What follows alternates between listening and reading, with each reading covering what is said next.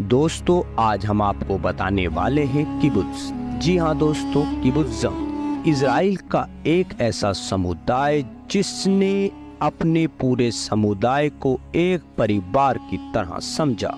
एक बच्चे से लेकर एक बूढ़े तक सबने आपस में मिल बांट कर हर काम किया, यहाँ तक कि अपनी सैलरी भी सब लोगों में बराबर बांटी। किबुत्ज़म का एक बहुत बड़ा योगदान है इज़राइल को इतना शक्तिशाली बनाने के लिए। जी हाँ दोस्तों, अगर आपको भी जानना है कि किबुत्ज़म की शुरुआत कैसे हुई और ये किबुत्ज़ कैसे काम करते हैं, तो दोस्तों हमारी इस वीडियो को पूरा देखना और हमारे चैनल को सब्सक्राइब करना। दोस्तों हम आपको बताएंगे कि किबुत्ज़ लोगों ने कैसे काम किया और उनका इज़राइल को सशक्त बनाने में क्या योगदान रहा।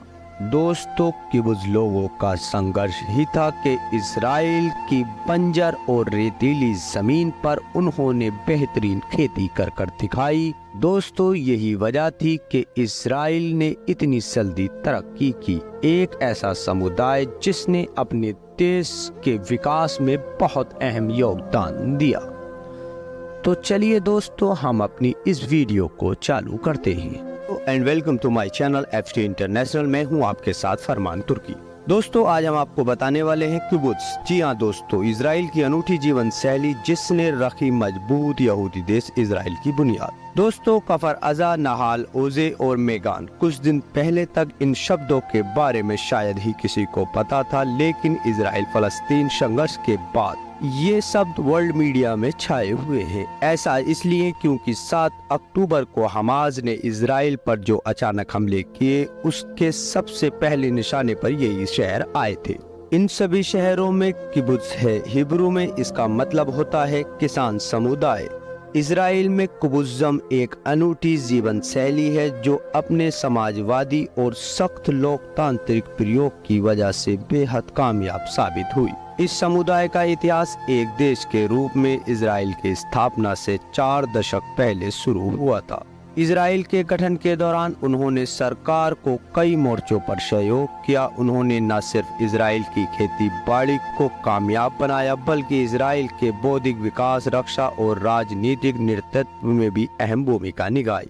इस समुदाय से ऐसे सामाजिक और लोकतांत्रिक मूल्यों वाले विशिष्ट लोग आए जो कि दशकों तक इज़राइल की राजनीति, संस्कृति और समाज पर हावी रहे। ये समुदाय राजनीतिक और सैन्य नेताओं के साथ बुद्धिजीवियों और कलाकारों का भी गढ़ रहा है। किबुत्ज़ समुदाय की शुरुआत कुछ आदर्शवादियों ने एक ग्रामीण समूह के रूप में की थी। उनका मूल मंत्र था यहूदी लोगों के लिए स्थायी घर बनाने के साथ बेहतर दुनिया का निर्माण करना। इस समुदाय ने यहूदी जीवन शैली को अनूठे तरीके से विकसित किया। इनमें लोग प्रार्थना से लेकर जमीन से जुड़े होते थे। इस तरह से इस समुदाय ने इज़राइल में धर्मनिरपेक्ष जीवन की भी बुनियाद रखी। इस समुदाय के सदस्यों को किबुत्ज़निक कहा जाता है। उन्होंने मजबूत नागरिकों, कुशल किसानों और बहादुर सैनिकों में अपने विश्वास के जरिए ज़ायोनिस्ट आदर्शों को मजबूत किया।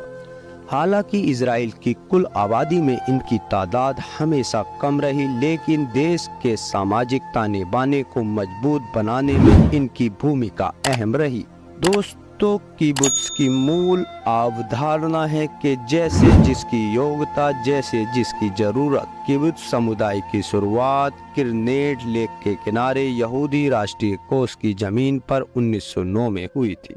तब ये इलाका ऑटोमन साम्राज्य के नियंत्रण में हुआ करता था। इसी तरह डोगानिया में समुदाय के घरों की स्थापना पूर्वी यूरोप से आए 12 यहूदियों के समूह ने की थी। इनका सपना था कि जमीन पर काम करते हुए एक ऐसी वैकल्पिक जीवन शैली विकसित करने की जिसमें असली बराबरी का बर्ताव और जीवन को नए मूल्यों से भरा जा सके। इसके लिए उन्होंने पहले बहुमत के वोटों का इस्तेमाल करते हुए खुद को सभी अहम निर्णय लेने के काबिल बनाया। इस तरह इसने अपनी पहचान पुरानी यहूदी बस्तियों से अलग बनाई। बाद में कई और लोग इनकी दी गई मिसालों का पालन करने लगे। इनमें से सबसे खास बात यह है कि पूरे समुदाय में हर कोई बराबर माना जाता है, हर कोई हर काम करता है और समुदाय की हर चीज पर हर किसी का हक होता है। यहाँ तक कि पर्सनल गिफ्ट में भी सबकी हिस्सेदारी होती है।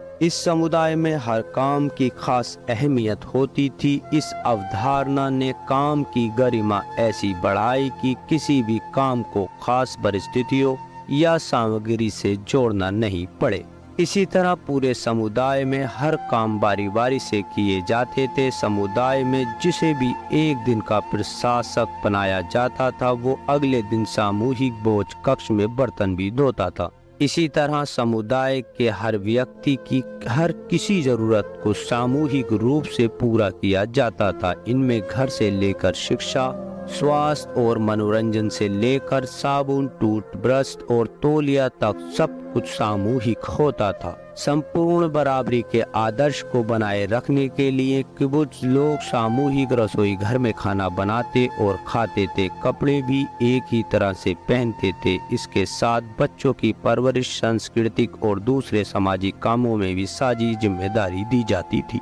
दोस्तों, रेगिस्तानों में खेती और खुशहाली। रेगिस्तानी इलाका होने के नाते हालांकि यहाँ का मौसम खेती के अनुकूल नहीं था। पानी की कमी की वजह से जमीन अक्सर उजाड़ हो जाती थी। ऊपर से शुरुआती किबुत्ज लोगों में खेती बाड़ी का अनुभव भी कम था, लेकिन अपनी मेहनत, लगन और नई तरकीबों की बदौलत ये रेगिस्तान को खुशहाल बनाने में कामयाब रहे।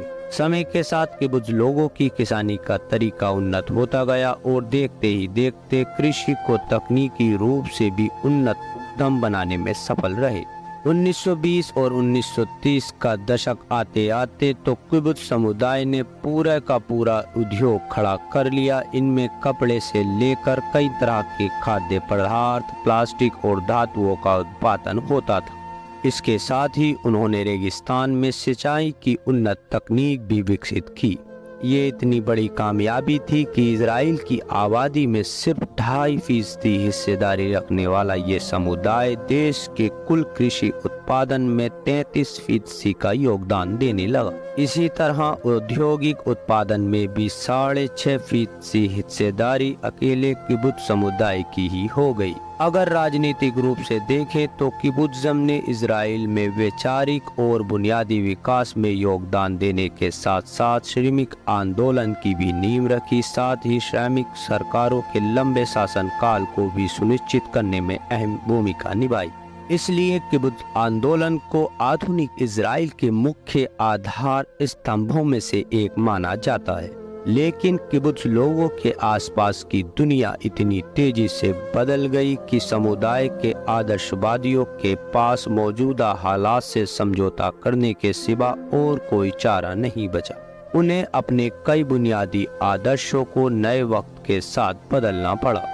वजूद का संकट। दुनिया के दूसरे समुदाय की तरह किबुत्ज लोग इजराइल के मुख्य सामाजिक जीवन शैली से कभी अलग थलग नहीं हुए। हालांकि जिस तरह पूरी दुनिया में व्यक्तिवाद बढ़ रहा है, समुदाय की असली ताकत और उसकी व्यापकता जरूर कम हुई है। समुदाय की नई पीढ़ी में कई लोगों में समाजवादी उसूलों और आकांक्षाओं की कमी है। यहाँ ऐसे भी लोग हैं जो किबुत्ज लोगों के धर्मनिरपेक्षता वाले सिद्धांतों को अपनी धार्मिक परंपराओं के खिलाफ मानते थे। इसे एक ऐसी संस्था मानते थे जिसने पारंपरिक परिवार की अवधारणा खत्म कर ऐसी विचारधारा को बढ़ाया जो निजी संपत्ति के सिद्धांतों को नकारती थी।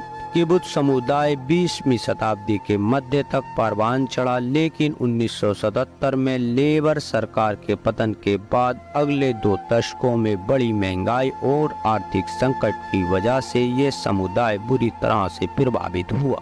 इस दौर में समुदाय के लोगों के पास अपने आदर्शों को छोड़ दूसरे विचारों को अपनाने के सिवा कोई चारा नहीं बचा। उनके सामने अब वजूद का सवाल था, या तो बदल जाएं या पूरी तरह बर्बाद हो जाएं। आर्थिक रूप से समृद्ध बने रहने और समुदाय में नए सदस्यों को आकर्षित करने के लिए अपने मूल्यों को दोबारा परिभाषित करना पड़ा। हालांकि इस बदलाव में हुए कई मूल सिद्धांत नष्ट हो गए, लेकिन समुदाय के लोगों ने अपनी पुरानी पारंपरिक विचारधारा को पूरी तरह से नहीं छोड़ा, बल्कि उन्हें एक तरफ आर्थिक प्रबंधन और दूसरी तरफ समुदाय के बीच अंतर करना सीख लिया। किबुत्ज़म आंदोलन के नेताओं की नई पीढ़ी अपनी सामाजिक जिम्मेदारियों में आज भी दिलचस्पी रखती है, लेकिन बराबरी के सिद्धांतों में अब इनका भी यकीन पहले जैसा नहीं है। किबुत्ज़म समुदाय में अब वेतन का ढांचा भी अलग अलग कर दिया गया है। इनका वाणिज्य उद्यम बाजार से जुड़े मापदंडों के मुताबिक काम करने लगा है, यानी पूरा मैनेजमेंट पहले से ज्यादा पेशेवर हो गया है। इस तरह इस समुदाय और इसकी व्यावसायिक संरचनाएं अलग हो गई। हालांकि समुदाय ने व्यक्तिगत संपत्ति को पूरी तरह खत्म नहीं किया। इसकी जगह जिन किबुत्ज़ कम्यूनों का निजीकरण किया गया था, उनके सदस्यों ने समुदाय को अपनी आय का अच्छा खासा हिस्सा देना शुरू किया। ऐसा इसलिए ताकि इजरायली समाज के दूसरे तबकों की तरह इनके बीच निजी संपत्ति का अंतर कम बना रहे। आज भी समुदाय के लोग अपने निजी खजानों का उपयोग बुजुर्गों, बीमारों और उन लोगों की देखभाल के लिए करते हैं जो अपने काम से अच्छी आय नहीं पाते। इस तरह समुदाय के समृद्ध लोग दूसरे सदस्यों की देखभाल अच्छी तरह कर पाते हैं। इन बदलावों ने किबुत्ज़म को आर्थिक संकट से बचाया। इसकी वजह से समुदाय की समृद्धि बनी रही और इसकी वजह से नए सदस्य भी जुड़ते चले गए। इसी बीच एक और दिलचस्प बात हुई। किबुत्ज़म जैसे पुराने सामुदायिक भावना से प्रेरित होकर युवा इजरायली लोगों ने नया मॉडल तैयार कर लिया। इसके सदस्य विकासशील देशों में सामुदायिक रूप से रहते हैं और पूरी आबादी को हर तरह से सशक्त करने के लिए काम करते हैं। इन समूह में अभी ऐसे तमाम लोग हैं जो पहले से तय समाजवादी उसूलों का पालन करते हैं। ऐसे ही लोगों का शहर है बेरी। यहाँ 20वीं सदी की शुरुआत में किबुत्ज़ समुदाय के लोगों ने अपना घर बनाया। यहाँ की कुल आबादी है 1100, लेकिन 7 अक्टूबर को हमास यहाँ 120 से अधिक लोगों को मार डाला और कईयों का अपहरण कर ले गया। मशहूर दार्शनिक मार्टिन बुबर ने एक बार कहा था कि किबुत्ज़ सामुदायिक जीवन का सबसे प्रभावशाली प्रयास था। ये एक ऐसा प्रयास था जो कभी विफल नहीं हुआ। हालांकि कई लोग ये मानते हैं कि मार्टिन बुबर के लिए किबुत्ज़म की कामयाबी से मतलब ये था कि ये अन्य समाजवादी और यूटोपियन समुदाय के विपरीत अपनी जमीन और समय की ठोस जरूरतों से बंधे रहें। अगर इस नजरिए से देखें तो यदि समुदाय के लोग अपने सदस्यों को वो सब कुछ देने में कामयाब होते हैं जिनकी जरूरत हमास के हमलों के बाद और बढ़ गई है, तो ये कहा जाएगा कि यह समुदाय अभी भी असफल साबित नहीं हुआ है। दोस्तों, ये थी किबुत्ज़ की कहानी। एक ऐसा समुदाय जो कि आपस में मिल बांट कर रहा, सब ने एक दूसरे का ख्याल रखा और इसी वजह से इजराइल को इतना मजबूती मिली। दोस्तों, आज की वीडियो में इतना ही। जानकारी कैसी लगी कमेंट कर जरूर बताना। अगर आपको ये जानकारी अच्छी लगी हो तो वीडियो को लाइक करना, चैनल को सब्सक्राइब करना। थैंक यू, धन्यवाद।